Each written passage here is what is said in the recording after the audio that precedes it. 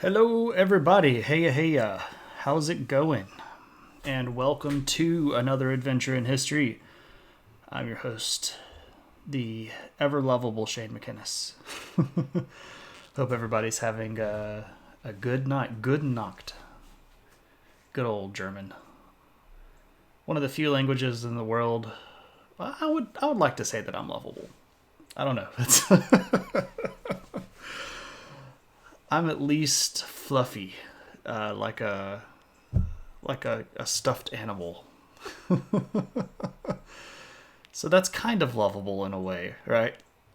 Uh, um, I've got a like a porcupine. Oh man, I'm not that bad, am I? I would not. I don't think I'm that abrasive.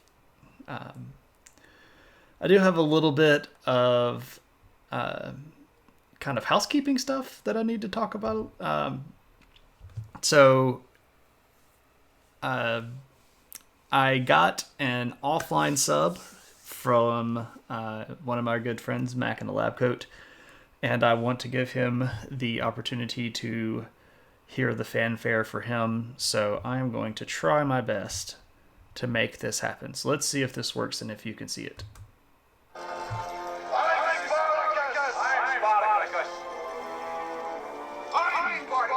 I am Spartacus. And he's not even on. Oh, man. Oh, Mac in a lab coat. No, I am Spartacus. Okay, so there's that. I guess, well, if you're not here to experience your fanfare, he can't be Spartacus. Alas, right? Okay, another thing, I do want to send out a thank you to a follower of the stream, Kelly Howlett, who has very graciously helped me to set up panels on the channel itself. The Twitch channels have done a little bit of changing around. Twitch is sort of just when I was used to everything working one way, it made everything start working in another way, but that's okay. But if you click on my homepage and you click about, you can see some little panels there that give you a little bit of more information. And it gets me a little bit closer to being that good old-fashioned pro streamer. That's right. So there's that. Another thing on a bit of a somber note,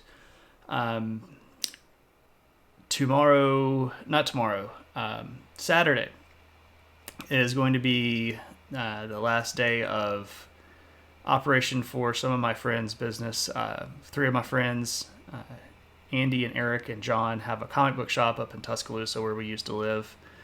And due to economic downturns and people being closed in and all of that stuff, their store, Show Enough Comics, is closing for good. And I have worn my "Who's Got the Best Comic Shop in T-Town" shirt, and on the back is the logo Show Enough Comics, which is a reference to a really campy but also awesome 80s movie called The Last Dragon. The bad guy there is Show Enough, not Rocco. But I don't know if any of those guys are watching or will watch this later, but it's kind of a bittersweet thing. No, it's just a bitter thing. I don't know if there's a sweet part to it or not, but you guys rock. The store was a bright spot for a long time for a lot of people. So, kind of a bummer note there. Just to sort of get the good old-fashioned regular things out of the way, up in the corner here, there is a little button for follow. Follows are 100% free, and they will let you know when I am online. They will also, if you click the button right beside that, there's a little bell, and that will tell you when, send you notifications when I go live or go online. So if you are interested in either of those, please make sure that you click and follow. Also, I have, this is my second stream now where I have been a Twitch affiliate. And if you are interested, you can click subscribe, or if you already have Amazon Prime, you can follow the instructions in the little announcement I just posted, and you can link Amazon Prime to Twitch, and Twitch will give you a free subscription that you can use to subscribe to whomever you want to. You do not have to subscribe to my channel. You can subscribe to whichever streamer is your favorite, or just whomever you want to. So there's an option for that as well. To let you know, though, Twitch does pay affiliates, and it is some way to gain additional monies. So this might be an official,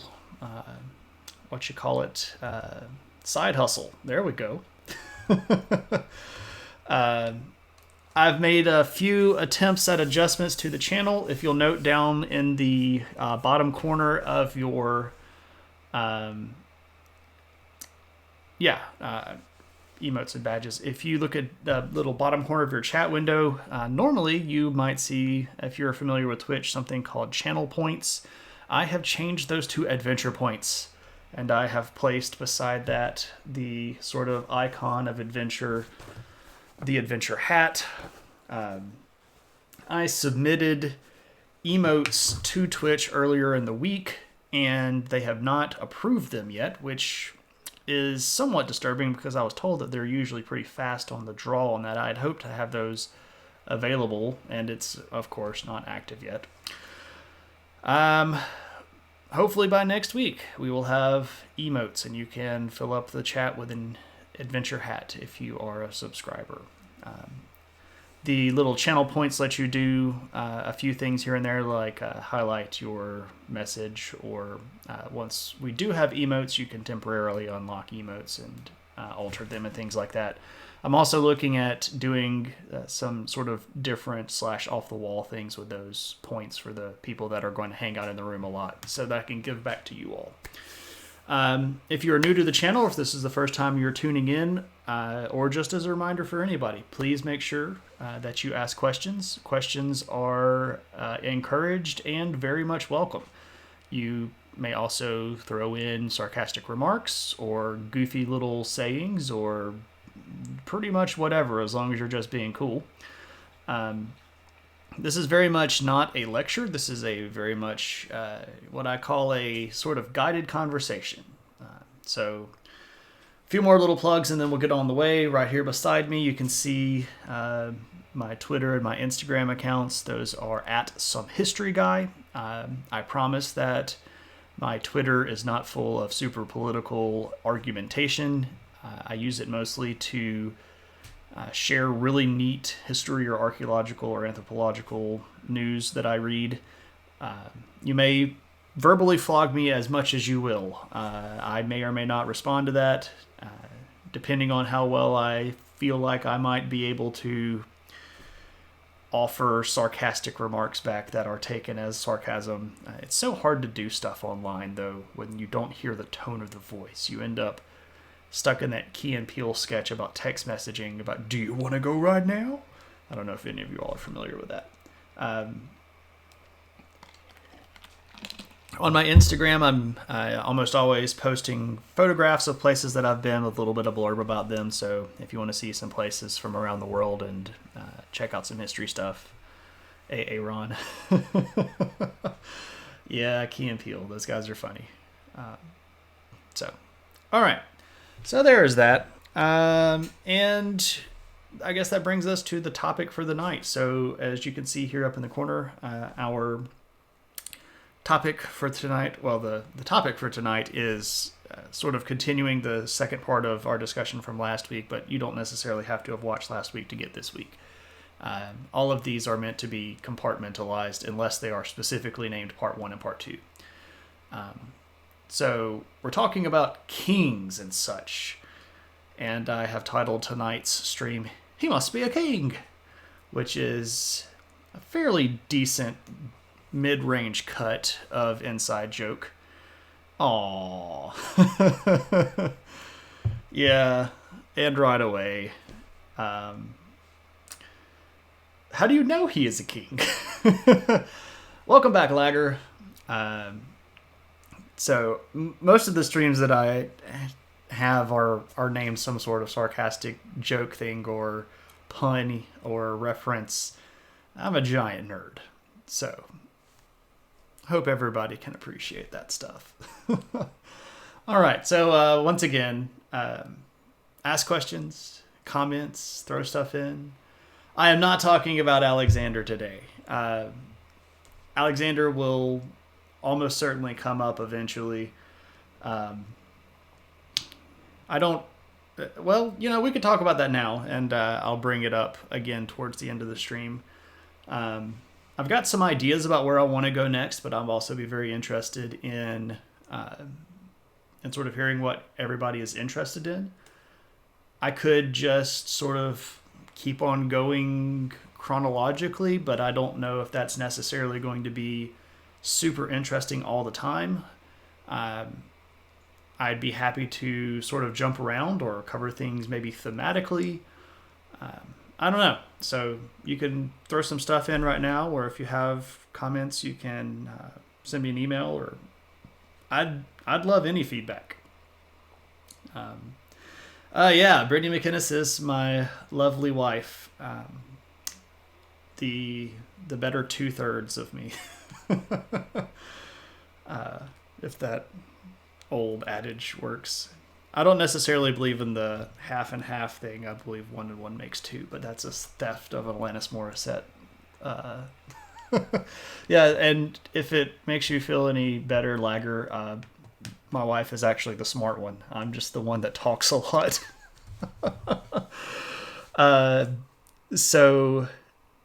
Oh, okay, here we go. So tonight we're going to talk about what happens once we've made it to the city level, right? This is sort of picking up where we left off last time, but for those of you that might not have been with us last time, human beings didn't always live in cities. In fact, for the majority of human history, we were wandering around being nomads.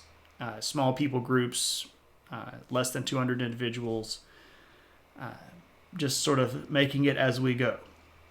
And we're not always going to be that way, of course. Now we live in big cities, or we live in small cities, or we live in houses. Some of us move around more than others. I've got a buddy that moves around all the time. But we're still sedentary. And when we settle down, things happen, right? And this is going to change not only the way that we operate, but also a lot about the way that we think, right? When you're constantly worried about where the next meal is going to come from, or whether or not the animals in the woods are going to eat you, or whether or not you're going to fall off a cliff the next day, or step in quicksand, which according to movies when I was a child was one of the most severe causes of death for all humankind.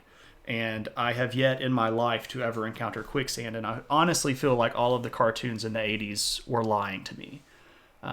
So quicksand, serious threat? I don't think so. Anyway, so when we're not worrying about all of this stuff, we are going to start thinking about things different ways, right? So what is the benefit of living in a city, right? So why would people want to live in a city as opposed to wandering around more? Well, of course, there's that idea about stabilization of food supply, and that's clearly the biggest one, right? But there are other things that cities do for us, right? For example, the good old-fashioned safety in numbers idea. You can live with a larger group. You can live inside city walls. And the fact that you have a population capable of working together means that you can actually build things like city walls, right? So you have this manpower reserve that can be used to build stuff. You have protection from not only the sort of wider world of animal kind, but also other sort of raiding groups of nomads that might come through and steal your stuff. There's also a cooler and sort of higher level of culture in a city, right? You know, you've got more stuff. And the way that I like to talk about this, this is going to sort of show off southern rural Mississippi. We have sort of expanded gas stations sometimes that are effectively a little bit of a grocery store mixed with a gas station, right? So various people call them pick-a-packs or howdy y'all, welcome to South Mississippi, right? But you go to the gas station, you can get some groceries, but they don't have a very wide variety, right? So to move up in the level, you have to go towards a center of a little bit more habitation. We don't have Buc-ee's in Mississippi yet, and that's a whole different phenomenon. So if you have to go to a little bit more of a habitated region, you're going to end up at a Dollar General, right? And it has a little bit of a wider selection. And if you can't find it at the Dollar General, then you're going to end up going to probably something like a regional grocery store, something like what we have is Winn-Dixie. Oh, there's actually one open now. Or is that in Alabama? Foley's in Alabama. Piggly Wiggly, right. So we have Piggly Wiggly or Winn-Dixie or Sunflower or your local shopping center. And then if you don't find it there, then you have to go to the Walmart, right? And if you can't find it at the Walmart, then you have to go to like the big thing, like the super Walmart or the Sam's Club or whatever your regional superstore is if you have a Costco or something like that. But if you notice what we have done as we're moving towards these larger stores, we're actually moving towards larger centers of population, right? So this is sort of the same thing that happens in cities. In these ancient cities, you're just going to find more stuff. And if you want higher levels of culture, if you want more variety of food, or if you want cooler clothing, or if you want more art, or if you want more government, or if you want more religion, you got to go to the city because that's where all the cool stuff is, right? That's where all the hip cats are hanging out. I didn't see Best Buy until I was already a man. Right. So these cities are going to offer things. The age you've been lecturing for the last 2 streams is very exciting to me. Okay. I try to talk to everybody. I don't necessarily think that I don't know. Maybe I do. Maybe I'm talking to a certain age range. What I would like to think that I'm trying to do is just talk to everybody, right? Not everybody knows history stuff. Not everybody necessarily even cares about history stuff. And what I'm trying to do is explain these things that are happening in history. Oh, the age. Oh, the era. Okay, see, now that's a different story. And I was about to go off on a whole soapbox. The era that I've been talking about. Okay, cool. Cool. I missed that. So this is another one of those things where I was talking about, like, you know, your discussion and the intonation of your words is different when you're online. Oh, no. Don't worry about don't apologize. Absolutely not. Okay, so what else is happening because we're living in these cities? Well, you're going to end up with more food, right? Food was what allowed us to get into these cities to begin with, right? So then you get more food, but that means also that your population is going to grow. And when your population grows, this is going to make a higher demand for a food, right? So you end up with this sort of cycle where you go from more food to more people to more need, and then you have to make more food to more people to more need. Lager is from Greece. Awesome. I spent 2 weeks in Greece last summer and had a pretty good time. I didn't do enough planning ahead of time, and some stuff in Greece was closed when they said it would be open, and that caused a little bit of a hiccup. Calamira. Yeah.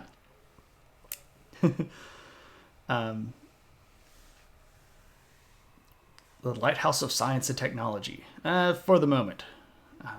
We need to change our light bulb. Otherwise, we're going to get eclipsed by China. So you have this cycle that grows over and over and over and over and over and over again. And this is what happens to the cities. You get more people moving in, you get more population moving in, you have people coming this way and people coming that way, and your population is growing because we're having more babies.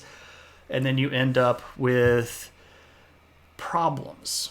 And the problems are going to mostly be on this sort of very natural limit, right? If we only have a certain amount of land, there's only so much farming you can do on this land, right?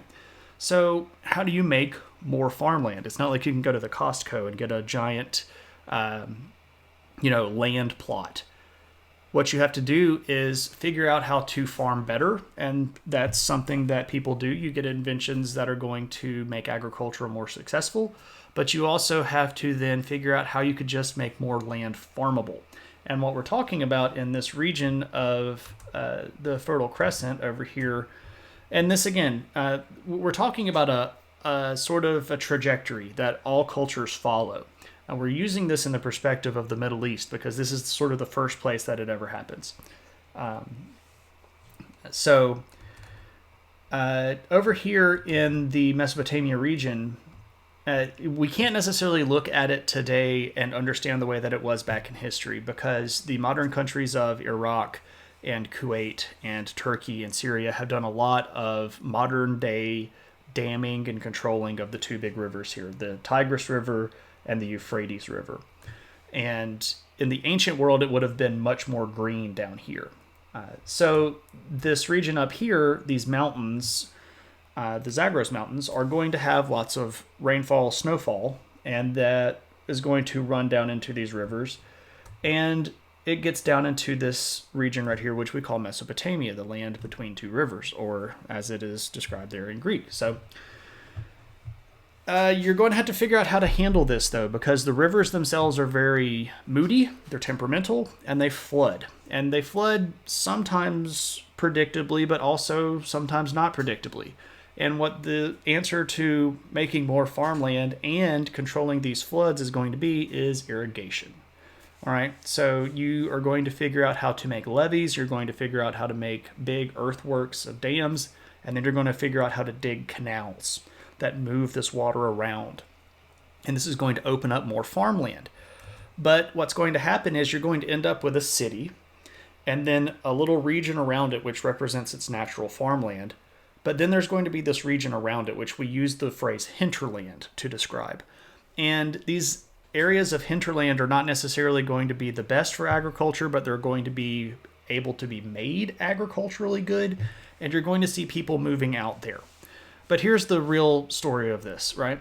If you are living 5 or 6 hours of walk from the main city, are you going to want to live in the city, wake up, walk 5 hours, farm all day, and then walk 5 more hours back?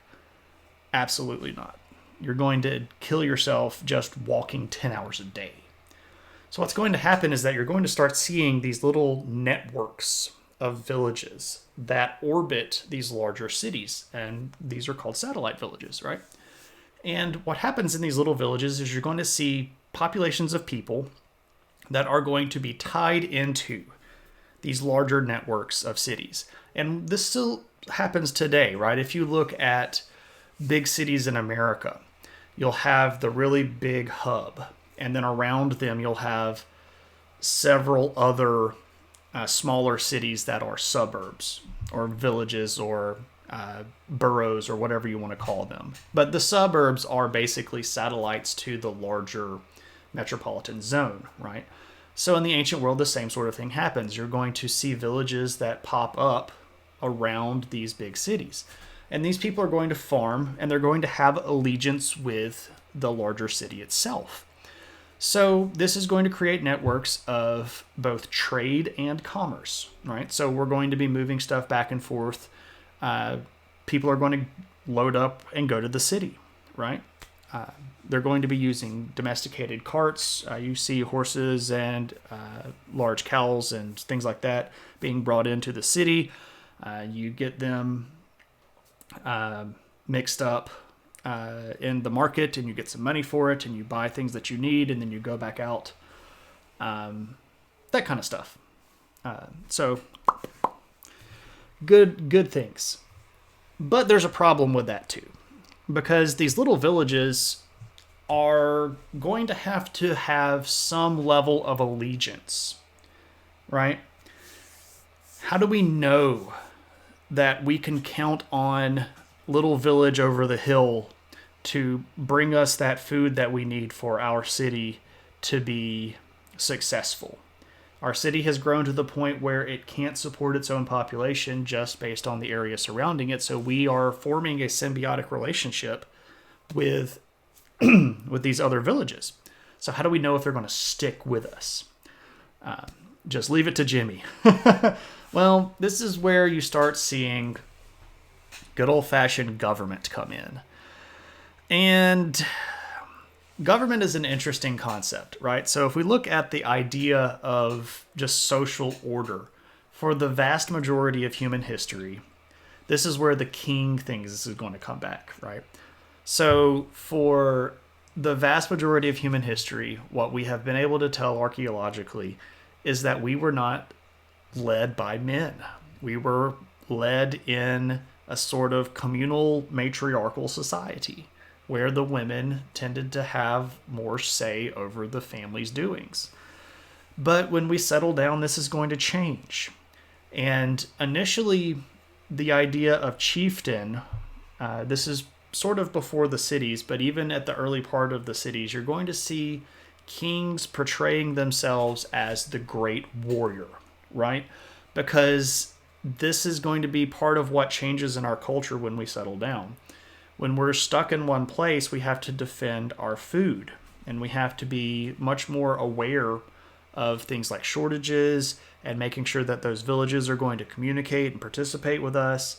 So you have to have protection, and you have to have a strong leader that is going to be able to go out and lead the pack and lead the army and fight and defend ourselves and defend the people and defend the food. So this idea of this great warrior, oh no, let's not even go there.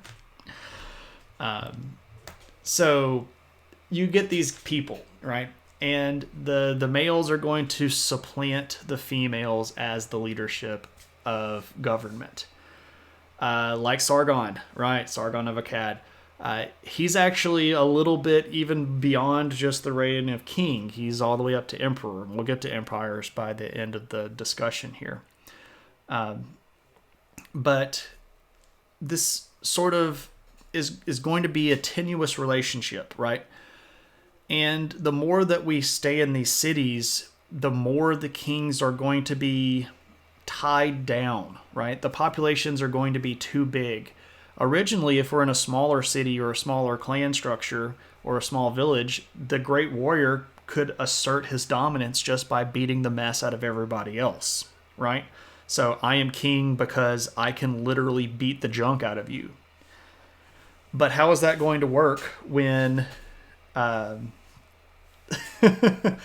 how's that going to work when you live in an entire city of a population that's got 30,000 people in it, right? Can you fist fight 30,000 of your citizens? It just doesn't work that way. So you have to come up with a new way of figuring this out. And this is where religion is going to come in, right? Religion is one of these things that happens when we settle down. And I can show a couple of pictures here that will sort of help us understand this. So I'm going to switch over to picture view here. And if we look at this concept of living in a city, and if we look at ideas of us being in this sort of larger society, you're going to have things like this. Oop. Let me shrink that down because it's not showing up for some reason. No, it's not going to shrink down. Gotta love the pro stream right here, bud. Nope, that's going the wrong way. Maybe if I shrink this window. Aha. Yes. Okay, so this thing that we're looking at right here is a big temple. And this is what's called a ziggurat rather. So the word here is ziggurat. This is a big temple. And this is sort of the thing that marks civilization, right? We live in a city. We have these enormous manpower reserves. What are we going to do with it? We're going to build stuff like that. Wrong way, that. Now, this has been a little bit reconstructed in modern bricks, but along the lines of what it would have looked like in the time. This is from a big city called Ur, which was one of these large city-states, one of these early kingdoms in Mesopotamia. And they have these big temples. And this concept of religion and the concept of government are going to be sort of meshed together, right? And the longer these great warriors have to sort of deal with the larger population areas, you're going to have to see this sort of symbiotic relationship happen in the power structure. And you're going to start seeing leaders transfer ideology and change from portraying themselves as great warriors to portraying themselves as the chosen of the gods and the great wise leader who has all of the knowledge and has the right, he's got all the best words. Sorry, I had to go there. That's kind of the new way that you have to project yourself, right? And you're going to see things like these ziggurats that are going to show up all over the place. And you're going to start seeing, is that a recreation of what a ziggurat looked like or a real one? So it's actually, the majority of this is the real ziggurat at Ur. The front here, or the facade, has been reconstructed with modern stone to sort of shore it up. You can actually find original pictures of this from the very early 1900s, late 1800s, when the British were first over there. Oh yeah, absolutely. There are still several ziggurats that are in various states of decay. None of them are what we would call, pristine condition, but there are still 5 or 6 of them that I know that you can still go visit if you're brave enough to go to Iraq. I don't know if I would counsel you to go over there right now.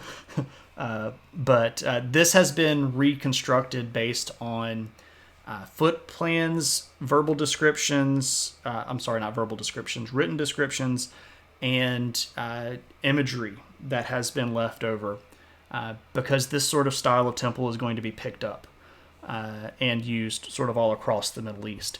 So as an example of what I can also point at, when I'm talking here about this idea of mixing religion with the divine and government, you're going to have people like this guy. Come on now. You're just seeing a black square, aren't you? See, I don't know why it will do that. It will work sometimes, and then it won't work other times. Pro streamer. Work for me.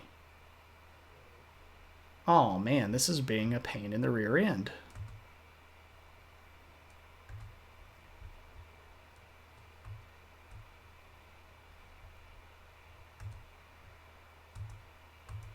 There we go. Hey.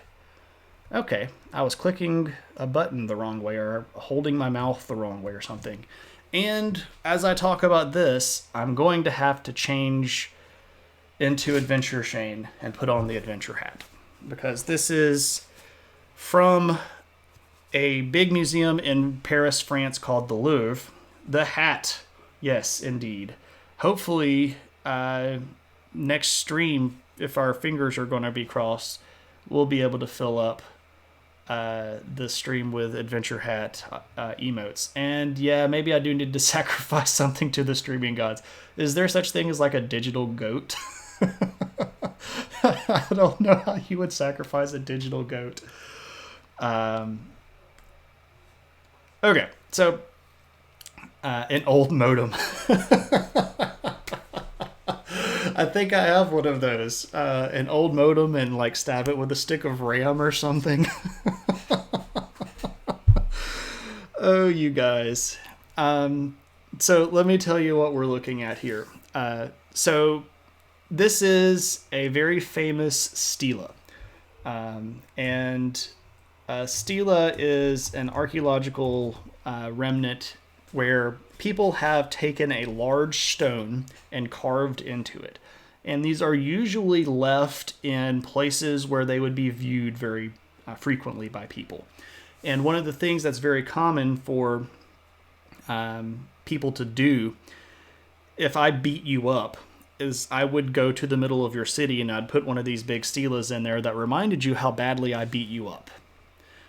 Now, this particular stela is, I do try to be joyful. Life is a little bit too short to worry all the time, though I am a really horrible worrier, if I have to admit it.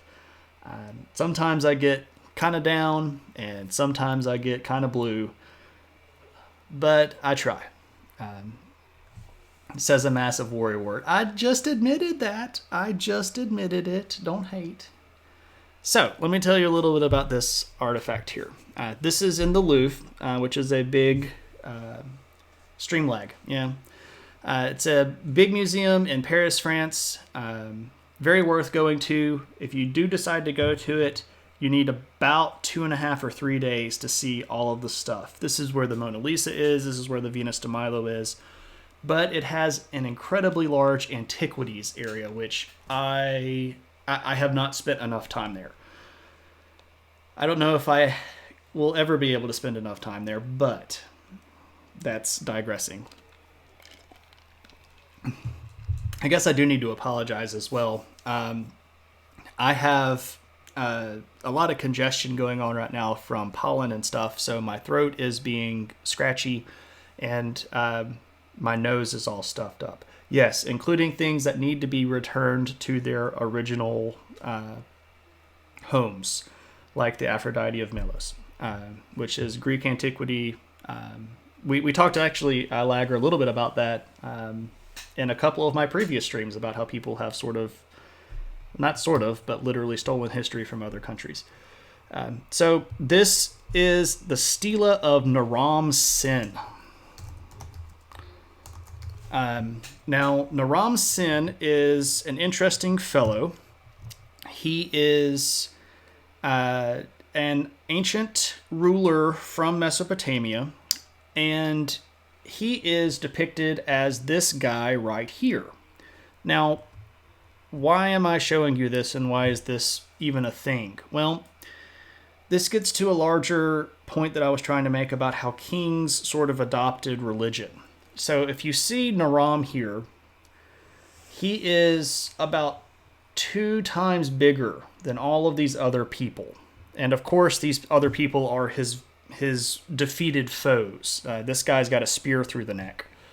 I'll actually get to the sin thing. Was this outside of Ur? Naram Sin most certainly conquered Ur, but the stela here was not from that particular area. This is a little bit later than that Ur was prominent. Ur was a big city for a little while. This particular case, the stela would be probably obliterated by ISIS if it wasn't in the Louvre. Yeah, and that's another unfortunate part about it. ISIS has destroyed a lot of stuff. Okay, so Naram here is pictured bigger. He is, of course, victorious. He's very buff, if you can tell. But he's also wearing this funky little hat. So this is not his adventure hat. This is a headdress. And what's remarkable and notable about this headdress is that it's the hat that gods wore if you saw other art from the period of time. So if you looked at any of the Sumerian or Akkadian deities that are coming from the same period of time that Naram Sin lived, they are depicted wearing that hat. So why is Naram Sin a man wearing the hat of a god? And the answer is he was depicting himself as the embodiment of this god. And in fact, his very name includes the name of a god, the god Sin. Sin was a moon god and a very popular god during this period of time in Mesopotamia. So by including this god's name in his own, he was linking himself to the divine. And by depicting himself as this big, strong, conquering guy with the hat and authority of a god, this is sort of trying to encourage everyone to look at him as if he were actually a god. And that's the sort of thing that I'm talking about we're going to start seeing. You start seeing people in places all over the world, not just here in Mesopotamia, but you can find examples of this in all sorts of different time periods, right? You can see this in Rome when Julius Caesar was deified, when Augustus was deified. You can see this in China when the first emperor of China, Qin Shi Huang, was remembered as a god. In Japan, when the Tokugawa shogun Ieyasu was deified as Gongan-sama as a god. So you see this sort of blending of powerful government figures and religion, and this pops up all over the world all through time. And if you don't think that religion still plays a role in government, I like to play this little game sometime with my students in class where I try to get them to understand things that they already know, but they don't necessarily kind of really pick up on. So a question, if we had a person running for president that was an open atheist, regardless of which political party the person aligned with, would that person win the election? It would be very hard for that person in America to win that election, because even in America, we still very closely tie religion and politics. And this is something that's been left over as a relic of time that goes all the way back into the 6,000s of years of history. Excuse me for interrupting. We know Akkadian was the oldest Semitic language we have read. Do we know anything about Sumerian? So Sumerian was... Okay. Sumerian happened before Akkadian, but Sumerian and Akkadian are very, very closely linked, because the Sumerian people and the Akkadian people are a very, very overlapped diagram, right? So Sumeria is a region, and if we look at this period of time, and we are looking specifically at Sumeria, we're looking at this southern region of Mesopotamia. Now, Akkad was a city up more or less in the middle part of Mesopotamia, and the dynasties of Akkad, especially under Sargon, are going to establish a sort of dominance over that entire region, but their culture is going to be very heavily based on the Sumerians. The reason that Akkadian and Sumerian are different is because the location of Akkad being sort of in between, you're also going to get a lot of northern Mesopotamian influence on Akkad because it's sort of sat in the middle. So you're going to get elements from the north and elements from the south. Sumerian was preserved as a wholly ritualistic language until the classical times. I don't know if it got all the way up to the classical times. You're going to see people using cuneiform writing. And cuneiform is a script, it's not a language. So very similar to the fact that we all use the Latin or Greek alphabet to write all of our words, but you can write Spanish and English and French and German in with that same script. In cuneiform, you could also write Sumerian and Akkadian and Babylonian and Elamite and Egyptian and Hittite and other Semitic languages, Ugaritic. You can write all of those using the cuneiform script. So you're going to see cuneiform live longer than some of these individual languages. And if you go back to the really, really old cities, you might occasionally find a few people that are especially wrapped up in the priesthood around this religious idea that might remember the old languages. But this is going to be sort of hit or miss. It's not going to be something that I would necessarily say you could count on. Right? These are your questions, though. So you're going to see these people link themselves to the divine. You're going to see them harness the power of religion and then use that to convince the people to follow them. But what's going to happen next? And I think we all know what happens next because we all live in a world where we've seen this happen. What's going to happen when there is a shortage of goods? There are going to be fights. And you're going to start seeing your first big conflicts between kings. So at this point in the time, the rise of kings, would there be a written language? This is going to start getting us to the point where we actually have writing, yes. Both in Egypt, you're going to start seeing the rise of writing in hieroglyphic form under the very early dynasties of the pharaohs. And over in Mesopotamia, you're going to start seeing cuneiform writing to be used to write down mythology and king's list. So yes, this is going to be roughly the time where writing becomes powerful. And that actually brings us to a very interesting idea that I'll show you a little bit later when we're talking about empire. I don't want to get too far ahead of myself. But I'm getting excited that you're asking the good questions. Okay, so we're going to have conflicts. Somewhere around 2800 BC, you're going to start seeing evidence of actual warfare. And when I say warfare here, I don't mean tribal nomadic groups running into each other, having a scuffle, and then retreating. What I mean here is organized religious and government structures mobilizing entire armies to go out and fight other armies or villages, whatever is out there. But everybody wants room to grow, right? A room to live in. They want all of the cool stuff. They want the best fields. They want the good mines for their metal. Because during this time, we've also left the Stone Age and we've moved into the Bronze Age. So we want all of the copper and all of the tin so that we can make our good bronze. We want the gold because it's beautiful. We want the silver because we can make money out of it. And that stuff in the Middle East, and especially around Sumeria and Mesopotamia, is not very plentiful. So if you know where some of this stuff is, you want to hold that because that's going to give you an edge. Quite literally, right? Imagine if you're the only army that has bronze weaponry and bronze armor and you're fighting people that are still using stone weapons. This is an enormous advantage that you have over them, right? Weapons that hold an edge. I know. I didn't even plan on that being a pun, but it was. So you're going to start seeing armies. But warfare in the ancient world is not like army warfare today. It's not something that happens perpetually. In the ancient world, your army are your farmers. They are the men that you can put under arms and march out to the bad guys, right? So you don't have professional standing armies until much, much later, thousands of years after this.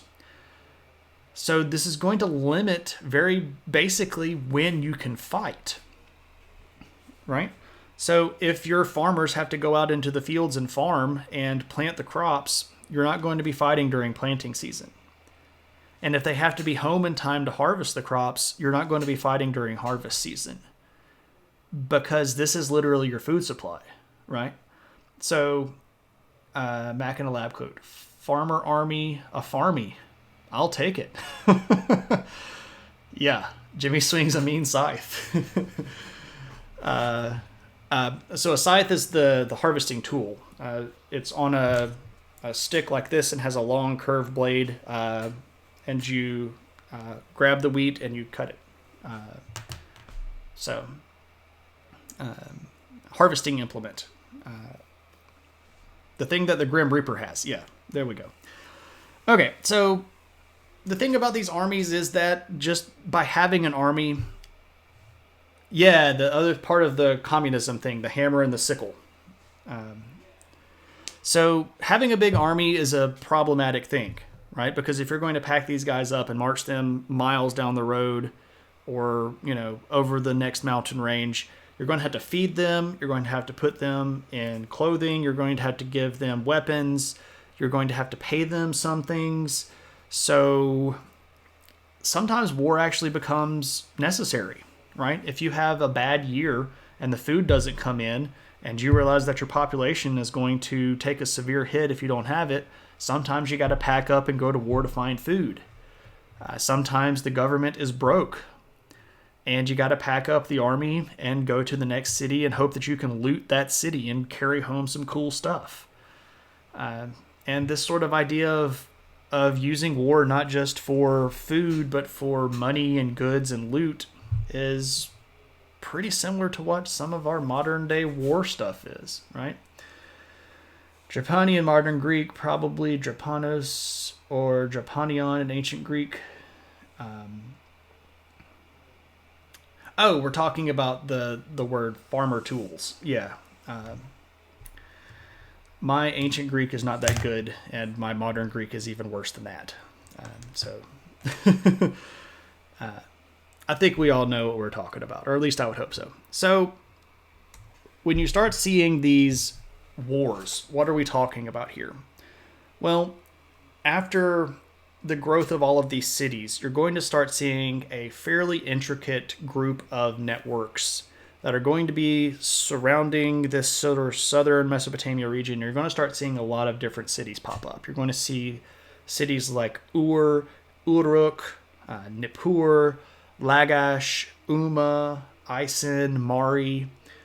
There's a dozen or so of these really, really big cities. And each of them is going to have sort of their own patron god.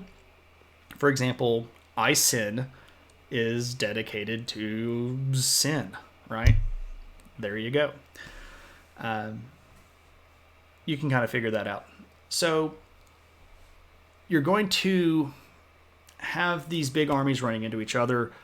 And when they go to fight, what's really interesting is this sort of idea of tying yourself to the divine sort of takes on a little bit of a mascot.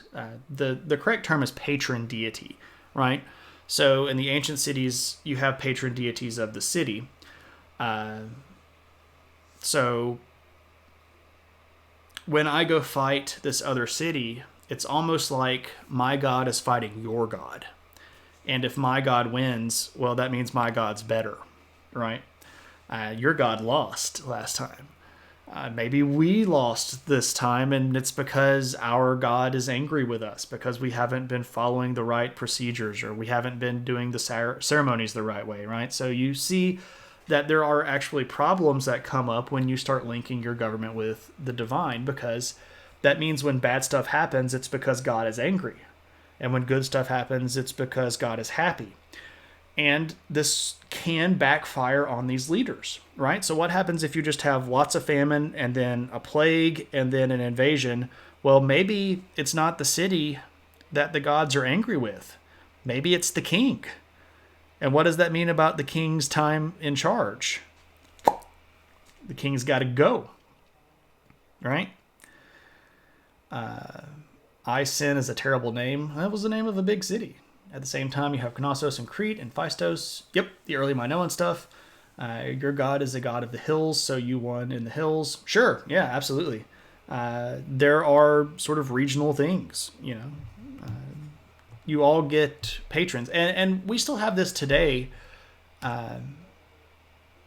albeit in much sort of diluted ways. But when we pick sports teams, right?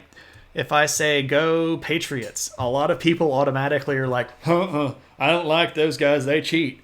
Well, are you literally part of the Patriots group? Or no, you just don't like what they stand for. So you don't like their image. And this is sort of, yeah, right? Die. This is the same kind of thing, right? We create divisions amongst ourselves. So winning and losing is a punishment from your god. Winning is a good thing and the gods are happy. Losing is a bad thing and the gods are angry. But eventually what's going to happen is that these kingdoms are going to change themselves, right? So we went from just being a little city and kind of ruling ourselves to being a kingdom and having little satellite villages around us. But what happens when one big city takes over another big city?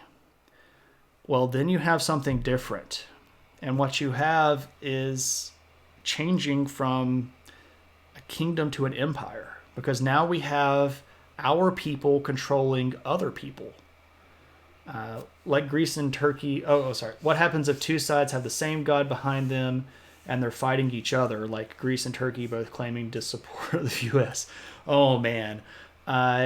The Greece and Turkey issue is so ancient and goes so far back to, oh, man, hundreds and hundreds of years. Thousands and thousands of years. So most of these gods are not really going to have multiple really big cities until you get to this phase of empire. And when my city can take over the other one, when I take you over, not only am I going to transplant my government on top of your government, I'm also going to transplant my god on top of your god. And this is really when you start seeing the first evidences of pantheons, right? So pantheon is a group of gods. Literally many gods. Pantheon. So when you have one ruler, well, that's syncretism, and we'll talk about that when we get to Rome. Rome's weird about religion. But there's a little bit of syncretism here as well. So if my country takes over your country, well, now that means my god's cool, right? So you have to sort of worship my gods. And if you don't worship my gods, well, then you're not going to do well under my rulership, because I am representing my god. I'm representing my patron deity. So I'm going to build a temple, and I'm going to build some statues, and I'm going to write a whole bunch of stuff. And if you don't follow my way, well, then I'm going to have to do something to insert myself very strongly into your life. And how do I do that? Well, there are two different ways you can do that. Well, there are lots of different ways. But usually in the ancient world, when you see these empires start spreading, the two biggest ways that they're going to sort of push their ideology are through religion and through law. And again, the politics and the religion are going to be tied together. And I can actually show you evidence of both of these.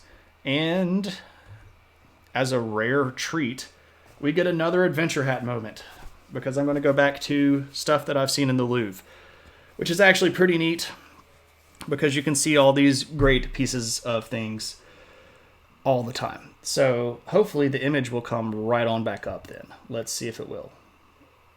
And of course it won't. Now, why don't you come back up when I ask you to come back up? There we go. Check it out. Now, this guy is what's called the Stela of the Vultures. Nope, wrong window. There we go. The Stela of the Vultures. And I wish that I could make this move up. I can make this move up. Check it out. Boom, there we go. Now, why is it called the Stela of the Vultures? I need a second adventure hat so that I can put like hat on top of hat. Oh man, but it wouldn't have the seasoning. This guy has been with me on 3 continents, so I can't I can't replicate this guy. If I ever lost it, I would probably cry. But what is this Stela, and why are we talking about it? Sabbatical OG hat. So if you see here, there's some writing, right? And the writing describes the story of how a king of a city called Lagash defeated the king of a city called Umma. And the story here is asserting the right of the king of Lagash over the king of Umma and saying, I have beaten you so badly.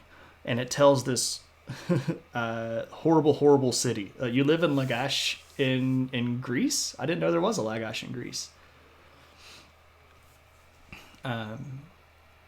Pretty cool.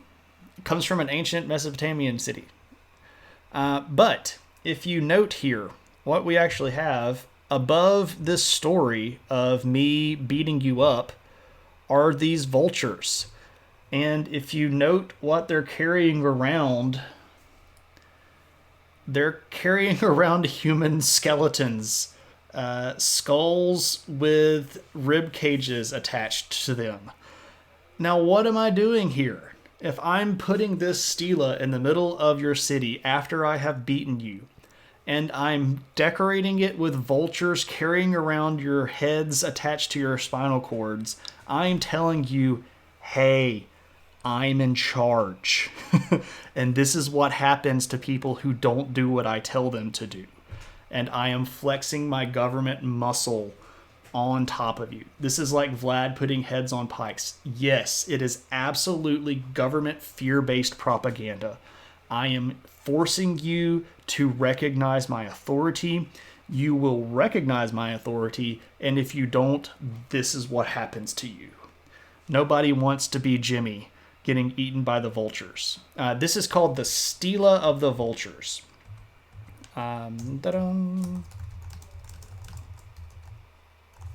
Stela of the Vultures. I am the law. Exactly, right? So I am putting the fear of the gods into you. You need to respect my authority. Right. So we start seeing this stuff. Now, I can show you another picture here that is a little bit more famous. It's also in the Louvre.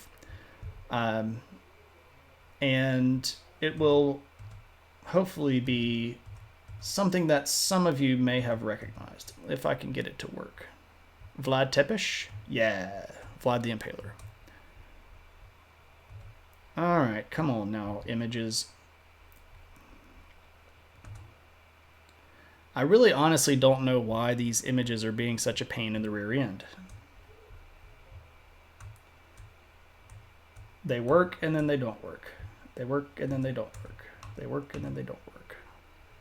Now it's not even showing up. Maybe I should have just flipped back and forth. I am pro-streaming the devil out of this one.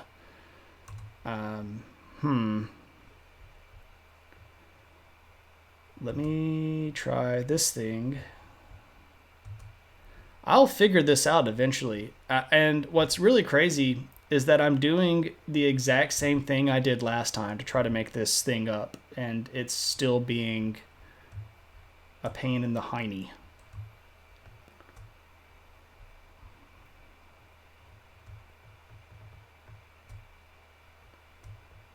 And it's not going to show despite me doing all of the things that it should. I need a Stela of the Vultures for OBS, right? To threaten it to do my will. I tell you what, let me try something real quick. I'm going to very briefly switch to the break screen and then very briefly switch right back and see if that will do anything. Like 2 seconds. Okay, I'm back. That was the quickest break ever, right? So now let's see if that has changed. And of course it hasn't. I wonder if I can do something different. Dum-de-dum-de-dum-dum-dum-de-dum-dum-dum. Ha-ha. I'll do it like this.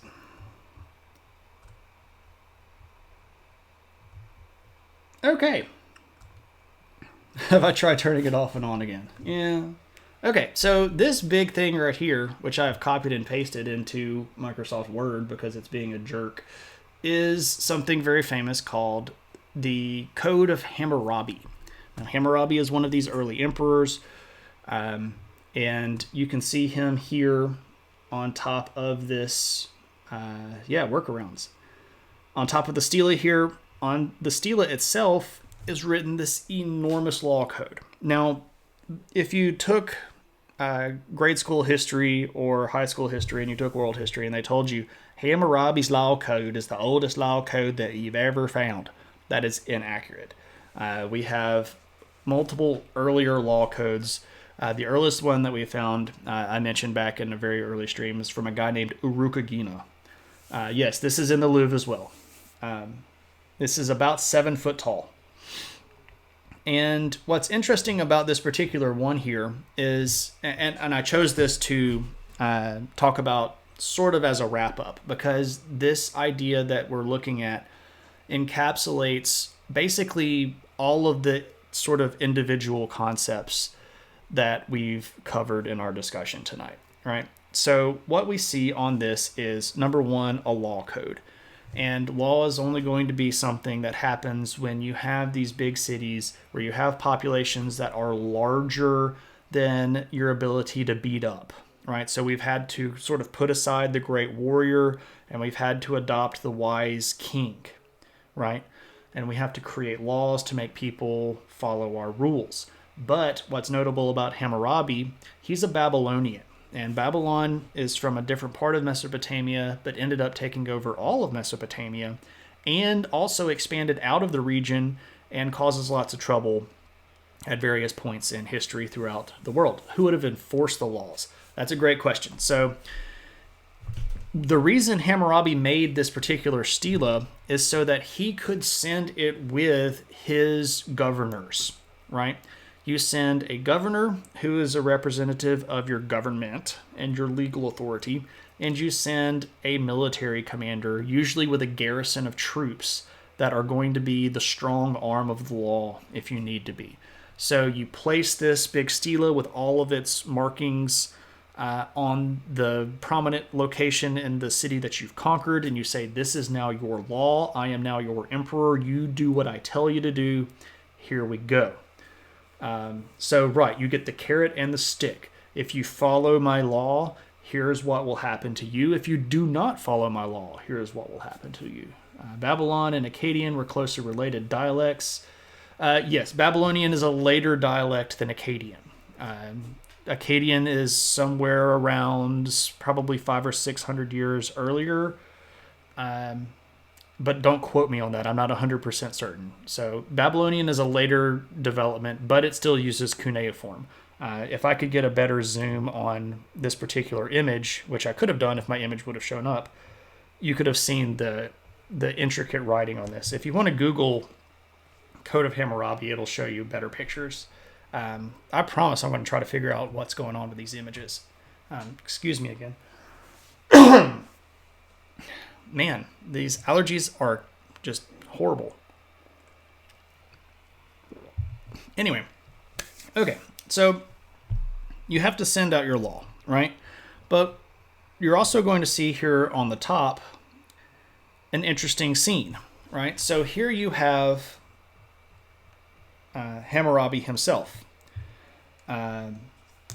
And beside him, you see him receiving this rod. Let me see if I can make this bigger. I don't know if I can or not. No, it's not going to let me. Man, I really wish my images would work. You can see this guy handing this rod to Hammurabi.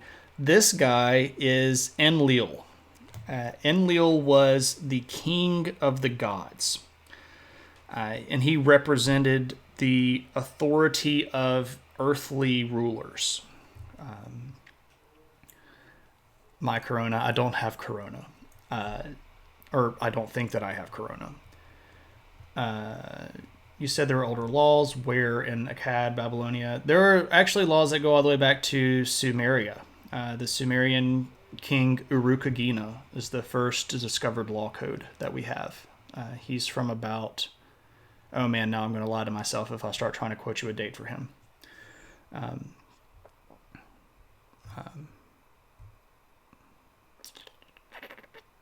I can't tell you. Uruk, it's Urukagina, Urukagina. So Enlil is the god. He is giving this symbol of authority to Hammurabi.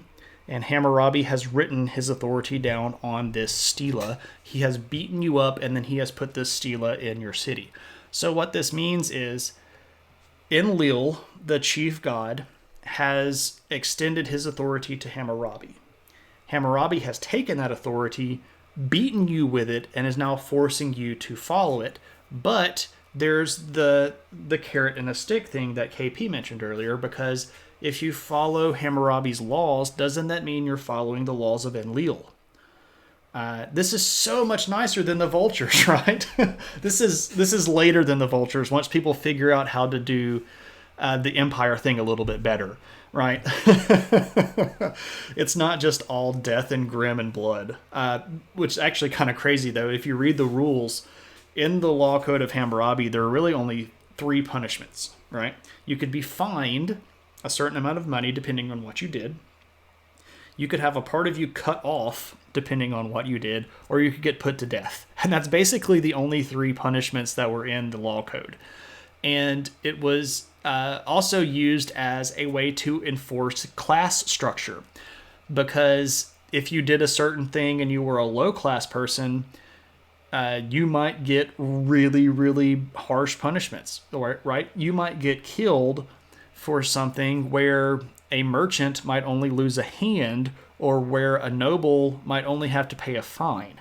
So you're also enforcing this ideology that certain people are better than others, which is one of the tools of empire, right? You have this concept that you start building where you have us and then you have them, and you depict yourself differently. When you're doing art, you draw yourself differently, and the Egyptians are the best people at this, right?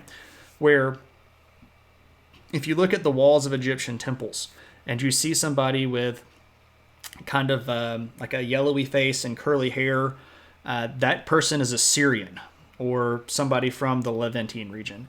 If you see somebody with a very, very dark face and typically very close cropped hair, well, that's going to be somebody from further up the river, from Nubia or Punt. And they have this very visual imagery. If you see an Egyptian, they are always red-skinned, they have straight hair, they have the nice pointy beards that are wrapped up, because this is the way you depict us versus them, because even though we have writing, most people still can't read. So when we go to these temples, we want to know that the gods are blessing us and the gods are punishing them, not that kind of Nubian. We reach the Protestant ethics of social responsibility, which makes people do the right things by themselves. Oh, well, you can only carry doing the right things by yourself so far, and emperors don't have that luxury. If you're an emperor, you're having to make people do things that you want them to do, because they're not you, right? You're taking them over. You're bringing different people into your rule. So you got to do stuff like this, right? But there's sort of a deeper level to this story here of Hammurabi receiving this thing from Enlil. I think I should probably take off the hat now, because I'm not going to be talking about the artifact. I'm going to be talking about a myth. Yeah, I think it's time for the hat to go. Okay. So, all my hair is messed up, but who cares? So, there is a myth, and we have lots of myths from the Mesopotamia region. Another name for Enlil, an older or sometimes younger, anyway, another name for Enlil is Marduk, M-A-R-D-U-K. And I can defeat, backspace that, Marduk. And Marduk is one of the gods in this great epic creation event where the old gods are creating the universe, but there's all of this fighting and arguing and all of this crazy and bad stuff. And Marduk is actually going to defeat his mother, who's... Ooh, man, that got really bad. His mother's name is Tiamat. I don't know why that's larger like that. I have now jacked up Word. Okay, well... Tiamat versus... So there's this war. Tiamat is a goddess of chaos, and she kind of rules the world. Tiamat was a pain in Final Fantasy VIII. Yeah, again, we're getting back to Macross. At least you have clippers. I'm getting close to an afro right now. Yeah, I can. It's time for me to cut my hair. Marduk, heard of him. Back to Macross stuff, right? Tiamat. Okay, cool. So, this story starts in a big thing that you can read called the Enuma Elish if you want to read old mythology. But the idea here is that Tiamat is a goddess of chaos, and she had decided that she wanted to destroy the world, right? So Marduk is going to defeat her champion and then actually kill his mom, which is sort of a symbol of what we have been talking about today, right? Where women are going to sort of lose the position of power and men who are great warriors are going to take that over. But the thing about Marduk is that when he defeats his mother, he obtains this sort of relic. And the relic itself contains the wisdom and knowledge of the gods, right? So after he obtains this wisdom and knowledge, it's only then that he can effectively become king. So this story tells us what we have just been talking about, right? There was chaos in the world. A great warrior came about. He defeated the chaos and brought peace to the land, but he became king only after he gained this wisdom. And then he shared that wisdom with everyone else. And this is how laws and society were created, right? So this myth is telling us the story of all of the history stuff that we have discussed tonight. And this idea that kings are going to only be good kings if they bring peace and law instead of war and violence. This is what we're talking about. No, it's our shorthand. Referring to the purely by Roman numeral design. Yes, we are nerds. Enuma Elish is a fun story. But what I'm getting at here is that this sort of method, this concept of historical progress that we were talking about, is even preserved in these people's native mythology. So you can go back and read the way that they saw the world, and you can actually understand what was happening around them. And I have a little bit, and I should pause before I get into this. I'm about to get a little bit into an opinion, and I recognize that I'm getting into an opinion, but I feel like it's an informed opinion, but everybody sort of feels that their opinion is informed, right? Nobody wants to say, I've got an uninformed opinion that I'm very happy to share with you. So the next little bit here is going to be based on my particular interpretation of history. So, and as always, you're welcome to think that I'm full of crap. I need an opinion hat. I do need an opinion hat. Maybe I should, I don't know. Maybe I need an opinion hat. Anyway, there's a Belgian industrial band that makes a few good songs about Enuma Elish. Okay. I'm going to have to go dig that up. Also, Kelly, I don't know if you were in the stream earlier, but I gave you a big shout out for helping me set up panels. I really appreciate that. It should be a beret. Or is that a little bit... Oh... that I don't know if that's a little culturally insensitive.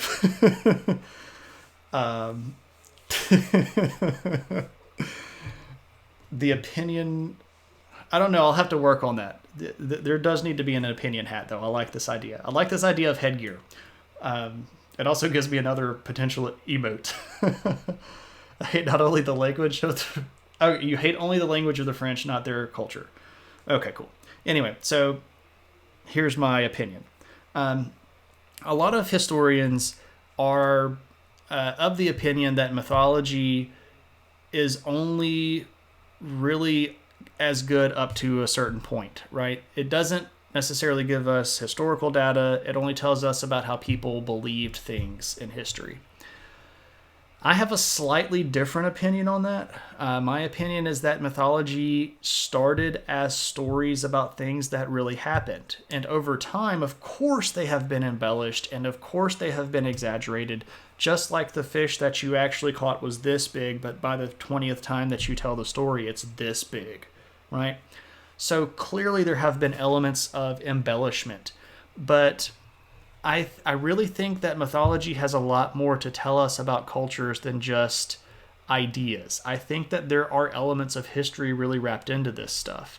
So when you look at the story of the Enuma Elish, in my opinion, what we can see is how women used to rule the cultures, but then great warrior men came along and defeated them and set up cities and put themselves on thrones and then became good governors because they gave laws and wisdom. And now I can't necessarily point to a specific event and say that the idea of Enlil or the idea of Marduk is based on this particular one person, but we can see this happening as culture develops.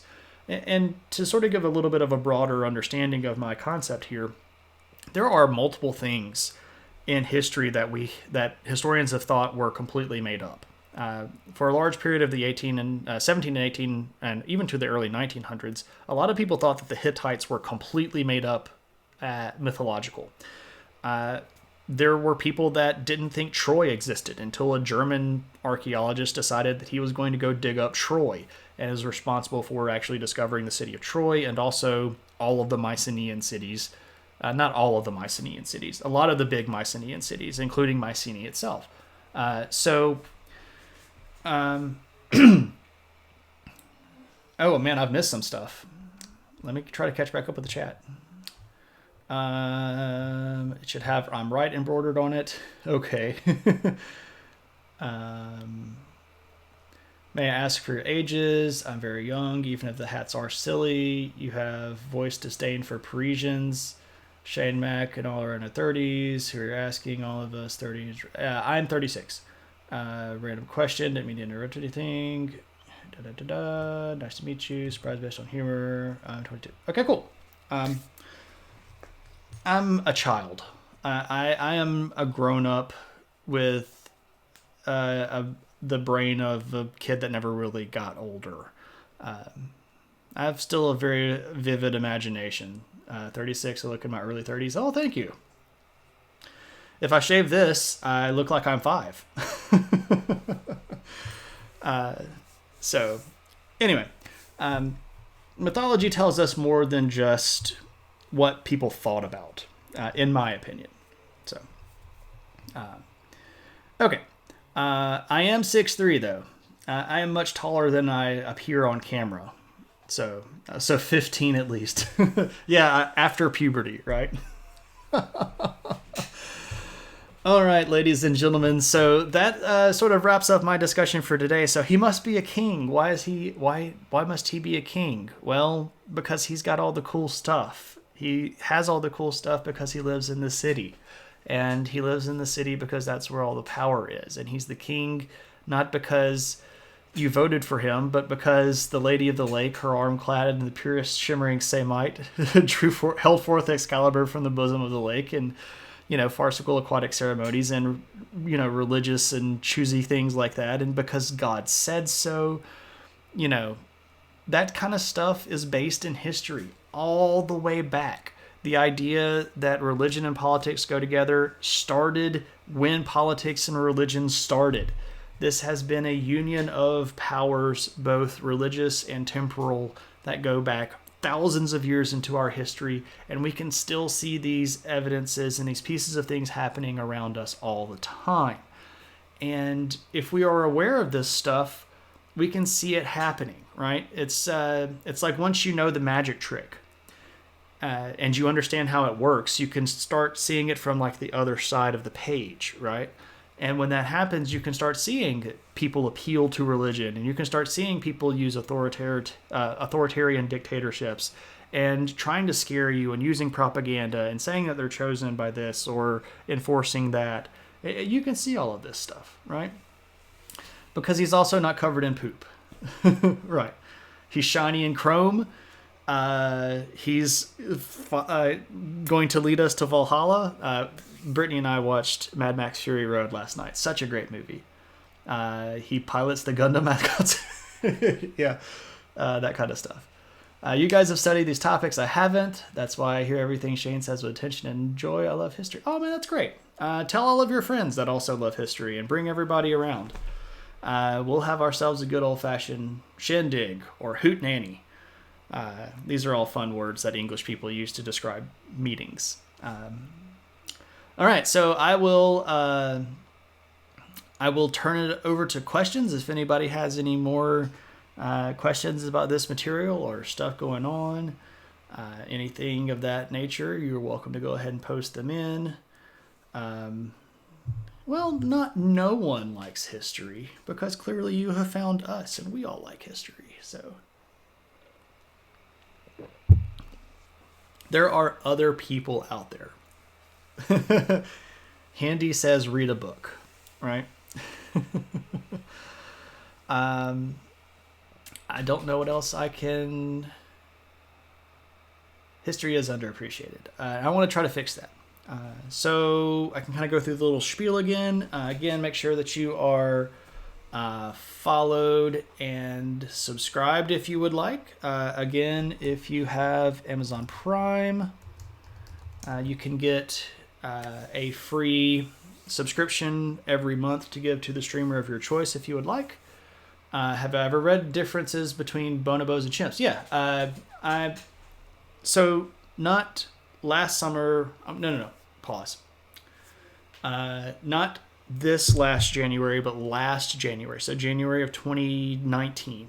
One of the things that my wife bought me. My wife, by the way, is really big into genetics and molecular biology, and I asked her to buy me a book that really explained human genetics and human evolution and human migration.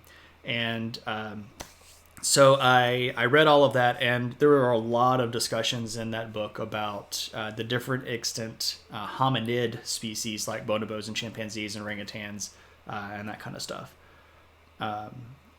So it's like hunter-gatherer culture versus yeah, exactly.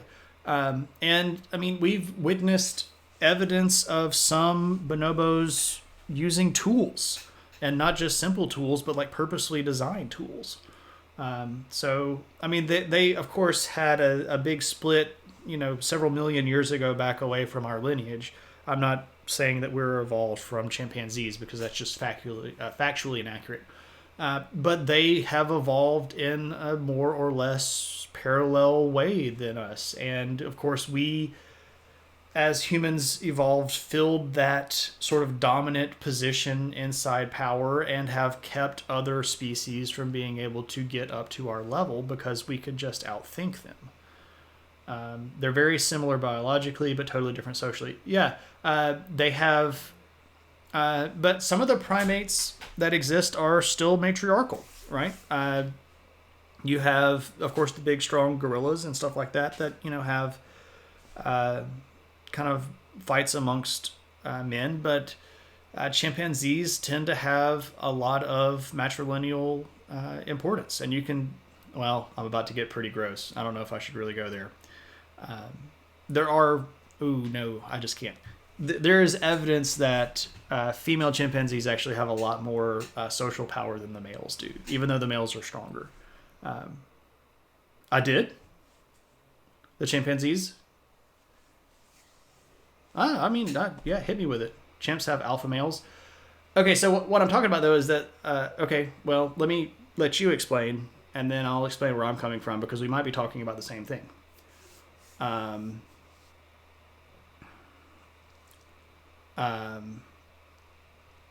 Lagger, no, let's not... what is that? Rightful? Oh, yeah, I think that it flagged you for no reason. It's bonobos that are matriarchal. Okay, so I've got it switched. I apologize. That's completely on me. I knew, I really thought it was chimpanzees, but I knew it was one of them. Cool. Thank you for correcting me. Once again, I am always welcome for you to call me out on stuff. I will own my errors. I am capable of screwing up. We are all people. Before you close, can we say 2 words about the rightful descendants of the Akkadians and the Babylonians and the Assyrians? They are a minority in modern Iraq. They are the Orthodox Christian Assyrians fighting for recognition and help by the global community. Oh, yeah. There are still quite a few people that are... And see, I don't... All right, so I'm going to have to be very careful here. I don't know if there are substantial enough genetic links to completely tie the sort of little Orthodox Christians in Iraq ethnically to the Sumerians and the Akkadians. That region has been settled and resettled and resettled and resettled somewhere between 20 and 25 times with big different migrations of people through that region.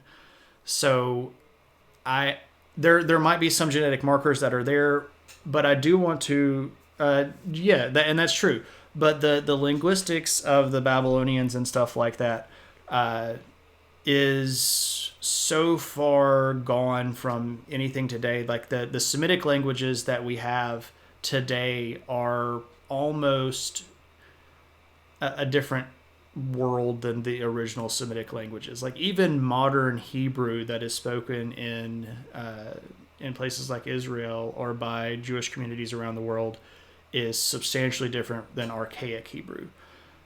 Most of the older Semitic languages are past dead or absorbed into other languages. But that also happens a lot because of these people groups moving around through Iraq, right? You had the Muslims bringing Arabic and the Turks bringing Turkish and then the Persians bringing Farsi and the Mongolians bringing Mongolian and why not the Assyrians? So the Assyrians themselves aren't universal, right? There are Assyrians and there are Neo-Assyrians.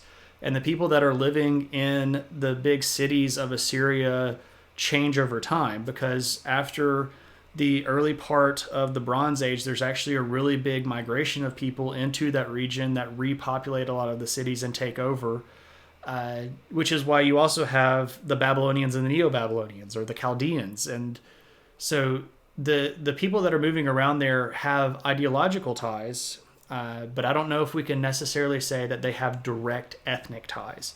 The languages themselves have also changed a lot. But all of that to be said, there are definitely groups of people in places like Iraq, in places like Syria and Lebanon, even Saudi Arabia, and to a certain extent Turkey, that are very clearly oppressed minorities of Orthodox Christians. They have been treated very, very badly by all of the people in that region over the course of history.